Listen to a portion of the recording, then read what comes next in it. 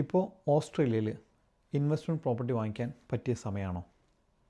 പ്രാവശ്യം interest rate കൂടി, ഇനിയും ഇൻട്രസ്റ്റ് റേറ്റ് കൂടുമെന്ന് പറയുന്നുണ്ട്.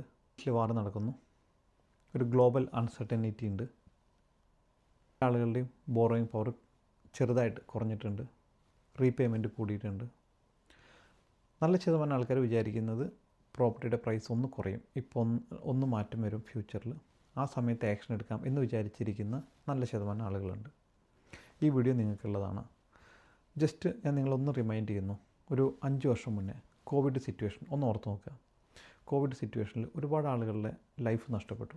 ഓസ്ട്രേലിയയിൽ മോർ ദാൻ 10,000 പീപ്പിൾ ലൈഫ് നഷ്ടപ്പെട്ടിട്ടുണ്ട്. അതുപോലെ നല്ല ശതമാനം ആളുകളുടെ ജോലി നഷ്ടപ്പെട്ടിട്ടുണ്ടായിരുന്നു കോവിഡ് സമയത്ത്. നമുക്ക് വീട്ടിൽ നിന്ന് പുറത്തിറങ്ങാൻ പറ്റാത്ത സിറ്റുവേഷൻ ഉണ്ടായിരുന്നു. പല ആളുകൾക്കും ലോൺ റീപേയ്മെൻറ്റ് ചെയ്യാൻ പറ്റാത്ത സിറ്റുവേഷൻ ഉണ്ടായിരുന്നു. എന്നിട്ടും കോവിഡ് സിറ്റുവേഷൻ കഴിഞ്ഞ് അതൊരു ഓൾ ഓവർ ദ വേൾഡ് പ്രശ്നം ഉണ്ടായിരുന്ന സമയമാണ്, അറിയുന്ന കാര്യമാണ്.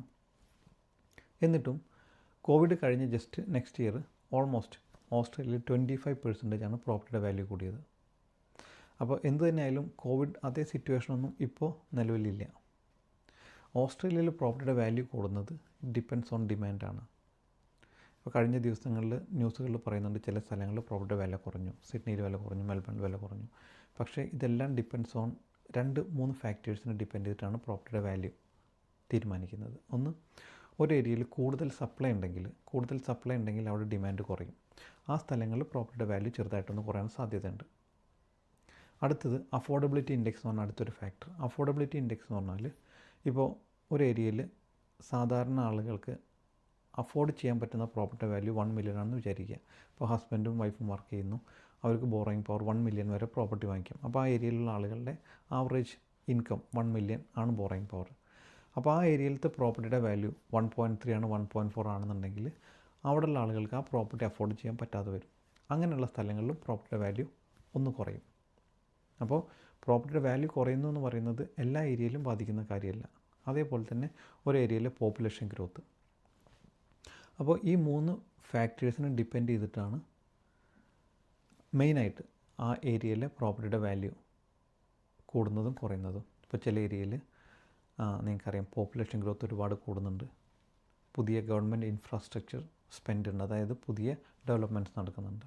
അപ്പോൾ അങ്ങനെയുള്ള സ്ഥലങ്ങളിൽ കൂടുതൽ ജോബ് ഓപ്പണിങ്സ് ഉണ്ടാകുന്നു. അപ്പോൾ അവിടെ പ്രോപ്പർട്ടിയുടെ ഡിമാൻഡ് കൂടും, വാല്യൂ കൂടുകയാണ് ചെയ്യുക.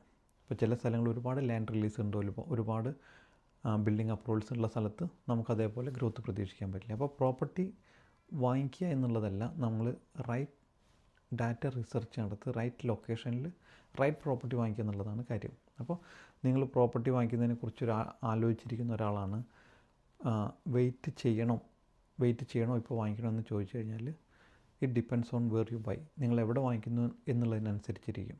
ഇപ്പോൾ നിങ്ങൾ സിഡ്നിയിലുള്ള ഒരാളാണ് അല്ലെങ്കിൽ മെൽബണിലുള്ള ഒരാളാണ് എന്ന് വിചാരിക്കുക. നിങ്ങൾ വാങ്ങിക്കാൻ ഉദ്ദേശിക്കുന്ന പ്രോപ്പർട്ടി 1.5 million മേലുള്ള പ്രോപ്പർട്ടിയാണെന്ന് വിചാരിക്കുക. അങ്ങനെയുള്ള ഒരാളാണെങ്കിൽ നിങ്ങൾക്ക് വെയിറ്റ് ചെയ്യാം.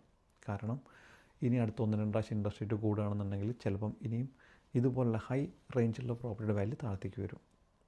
താഴത്തേക്ക് എന്ന് പറഞ്ഞാൽ ഒരു പരിധി കൂടുതൽ വരുന്നല്ല, ചെറുതായിട്ട് ഒന്ന് കുറയും. നിങ്ങൾക്ക് നെഗോഷിയേറ്റ് ചെയ്യാൻ പറ്റും. കാരണം ഒരു പരിധി കൂടുതൽ വാല്യൂ ഉള്ള പ്രോപ്പർട്ടി വാങ്ങിക്കാൻ നമ്പർ ഓഫ് ബയേഴ്സിൻ്റെ എണ്ണം കുറവായിരിക്കും. അപ്പോൾ അതുകൊണ്ട് തന്നെ നിങ്ങൾക്ക് അവിടെ നെഗോഷിയേറ്റ് ചെയ്യാനുള്ള സ്പേസ് ഉണ്ടാവും.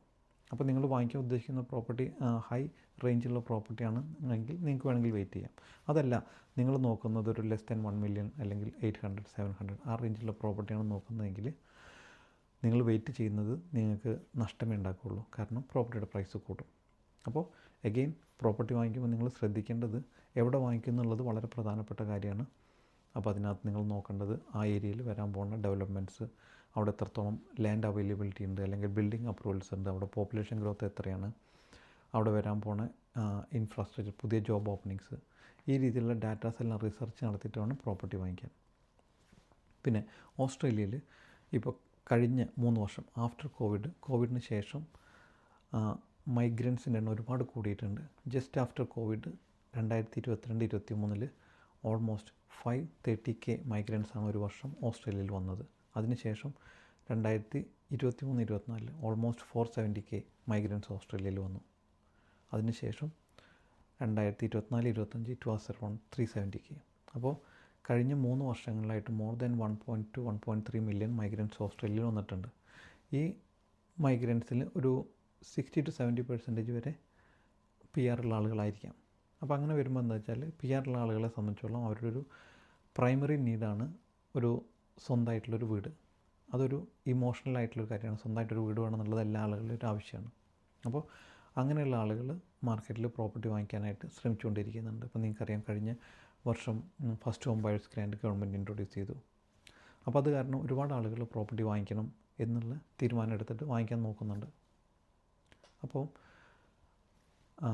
ഫസ്റ്റ് ഹോം ബയേഴ്സിനെ സംബന്ധിച്ചോളം ഇൻട്രസ്റ്റ് റേറ്റോ അല്ലെങ്കിൽ മാർക്കറ്റിലുള്ള അൺസർട്ടനിറ്റി അവരത് കൺസിഡർ ചെയ്യില്ല. കാരണം അതൊരു ഇമോഷണൽ ബൈങ് ആണ്.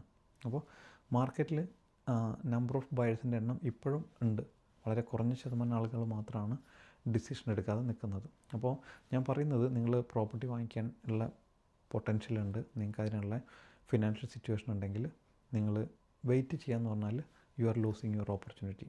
അപ്പോൾ നിങ്ങളതിനെക്കുറിച്ച് സീരിയസ് ആയിട്ട് ആലോചിക്കുക, എന്നിട്ടൊരു തീരുമാനം എടുക്കുക. എൻ്റെ പേര് സുധേഷ്, ഞാൻ ബയേഴ്സ് ഏജൻ്റായിട്ടാണ് വർക്ക് ചെയ്യുന്നത്. അപ്പോൾ നിങ്ങൾ പ്രോപ്പർട്ടി വാങ്ങിക്കാൻ സ്ട്രഗിൾ ചെയ്യുന്നുണ്ട്, അതായത് നിങ്ങൾക്ക് എവിടെ വാങ്ങിക്കണം, എങ്ങനെ വാങ്ങിക്കണം, അല്ലെങ്കിൽ റൈറ്റ് പ്രോപ്പർട്ടി കണ്ടുപിടിക്കാൻ നിങ്ങൾക്ക് ബുദ്ധിമുട്ട് തോന്നുന്നുണ്ടെങ്കിൽ, ഹെൽപ്പ് വേണമെങ്കിൽ feel free to contact me. I am happy to assist you. ഇപ്പോൾ പ്രോപ്പർട്ടി വാങ്ങിക്കണോ അതോ വെയിറ്റ് ചെയ്യണോ എന്നുള്ള ഈ ഒരു ടോപ്പിക്കിനെ കുറിച്ച് ഡീറ്റെയിൽ ആയിട്ട് ഞാനൊരു ഫ്രീ വെബിനാർ കണ്ടക്ട് ചെയ്യുന്നുണ്ട്. നിങ്ങൾക്കത് ജോയിൻ ചെയ്യാൻ താല്പര്യം ഉണ്ടെങ്കിൽ നിങ്ങൾക്ക് എൻ്റെ വെബിനാറിൽ താഴെ ഞാൻ ലിങ്ക് കൊടുത്തിട്ടുണ്ട്. രജിസ്റ്റർ ചെയ്യുക, വെബിനാർ അറ്റൻഡ് ചെയ്യുക. ഫ്രീ വെബിനാറാണ്. അപ്പോൾ നിങ്ങൾ ആലോചിക്കുക, തീരുമാനം എടുക്കുക. Again, in real estate time is money.